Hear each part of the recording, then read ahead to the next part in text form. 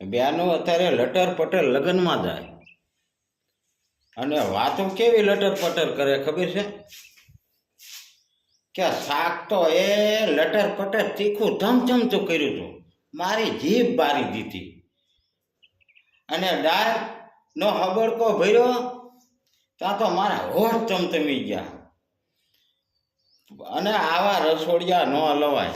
રસોડિયાને અત્યારે કોઈને શાક કે દાળ બનાવતા જ ન આવડતું, તીખું તમતમતું જ કરે. ત્યાં રસોડિયાનો મગજ હટી જતો હોય પણ કરે શું બિચારો. પણ એમાં બેનો વાંક તમારો છે. હા, લટર પટર વાંક તમારો છે. કાં તમને કહું ને તો સારું નહીં લાગે. સાણા લેવા જાય તો આ લટર પટર માવો, બર્તન લેવા જાય તો આ લટર પટર માવો, અને રોટલા કરવા બે તો આ લટર પટર માવો. હવે માવા ખાઈ ખાઈને મારી બેનું તમે તમારું મોઢું તોડી નાખ્યું હોય એટલે તીખું લાગે છે. મેં કહે અત્યારે ક્યાં તીખા મસાલા વાપરે, કાશ્મીરી જ વાપરે છે બધા.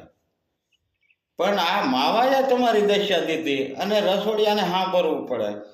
બધે રસોડિયા જેવા હોય, ગમે એ લગ્નમાં જાય તો વાતું કરે, ત્યાં ઓલી બેનું વાતું કરતી, ત્યાં ઓલી બેનું વાતું કરતી હોય.